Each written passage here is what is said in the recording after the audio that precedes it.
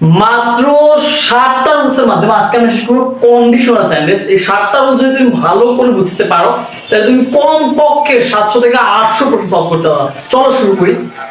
দেখো প্রথমত কন্ডিশনাল সেন্টেন্সের 4 প্রকার, সেটা হচ্ছে zero condition, one condition, two condition and third condition.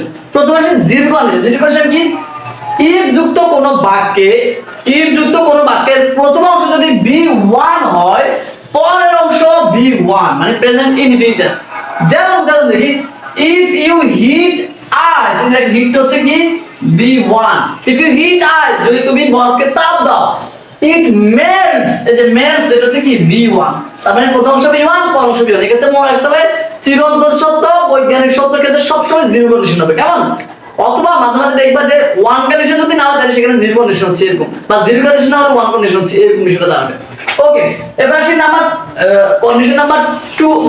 One condition হচ্ছে কি? ইফ যুক্ত কোন বাক্যের প্রথম অংশ যদি B1 হয়, পরের অংশ উইল প্লাস B1। পরের অংশ কি উইল প্লাস B1। যেমন ইফ ইউ কল মি, যদি তুমি আমাকে ডাকো, এটা কল এ B1, তাই পরের অংশ কি will plus B1। I will come, এই যে will plus B1, I will come. এবার আসি কন্ডিশন নাম্বার 2। ইফ যুক্ত কোন বাক্যের প্রথম অংশ B2 মানে পাঁচটা চলে, পরের অংশ উড প্লাস B1। যেমন if you called me, যে call এটা হচ্ছে B2, I would come, এই যে would plus B1, would plus B1। এবার হচ্ছে থার্ড কন্ডিশন, যেটা থেকে সবচেয়ে বেশি মাস প্রশ্ন আসবে, পরীক্ষায় লিখিত বলতে পারো।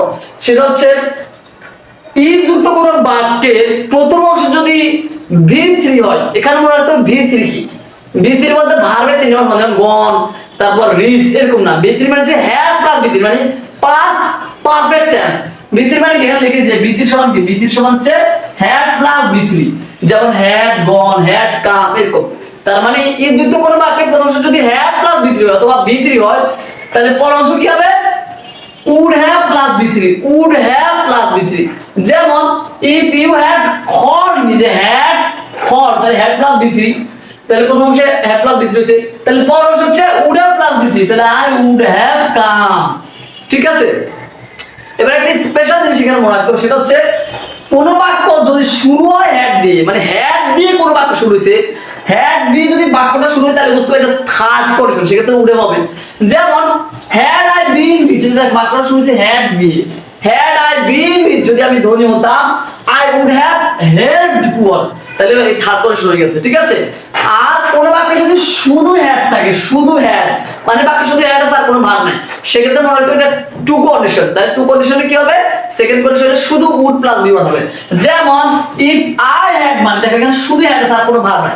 If I had money I would help poor, তাহলে উড প্লাস B1। এবার আসি আনলেস আনটিল। আনলেস আনটিল এগুলো তো যদি না, এগুলো ইফ এর মতো কাজ করে। কেমন? যেমন আনলেস ইউ ওয়ার্ক মানে if you work, if not you work you will fail, দেখো উইল প্লাস B1। ঠিক আছে কিনা? তাহলে আনলেস আনটিল এগুলো ঠিক ইফ এর মতো কাজ করে। ঠিক আছে কিনা? মানে এটা পরিবর্তে ইফ বসাতে পারো। Okay, wish would that, wish would that, wish would that, এই দুটো একই জিনিস, ইচ্ছা পোষণ করা, অবাস্তব কল্পনা। এগুলোর ক্ষেত্রে সবসময় পাস্ট টেন্স হবে। সবসময় কি হবে? এগুলো যদি কোন বাক্য থাকে তাহলে পরে সবসময় পাস্ট টেন্স হবে। তবে যদি সাহায্যকারী বসাতে হয়, সেক্ষেত্রে শুধুমাত্র ওয়ার বসবে। যেমন I wish I were a king. ঠিক আছে? এবার আসি since as though as if, since as though as if. এগুলোর ক্ষেত্রে প্রথম অংশ B1 হলে পরের অংশ B2 মানে প্রথম প্রেজেন্ট হলে পাস্ট, আর যদি B2 থাকে প্রথম অংশ তাহলে পরের অংশ পাস্ট পারফেক্ট। কেমন? Past perfect. যেমন if he talks as if, তাহলে দেখো হি টকস অ্যাজ ইফ, দেখো অ্যাজ ইফ এর আগের অংশ B1, তাহলে পরের অংশ কি হবে? B2 হবে। তাহলে দেখো হি ওয়ার ম্যাড, যেন সে পাগল হয়ে গেছে। আবার he spoke as if, as if এর আগের অংশ স্পোক, এটা হচ্ছে B2, তাহলে পরের অংশ কি হবে? B3। B3 মানে কি? B3 মানে আমি বলছি B3 মানে হচ্ছে হ্যাড প্লাস B3, তাহলে হি হ্যাড নোন এভরিথিং। তো এইভাবে তোমরা যারা মাত্র 5টা রুল, 6টা রুল, 7টা রুল দিয়ে সকল টপিক কমপ্লিট করতে চাও, টোটাল 60টা রুল দিয়ে সকল ইংলিশটা কমপ্লিট করতে চাও, আমাকে নক দাও, আমি তোমাকে টপ করে দেব। It's my responsibility to make you chance in the public university.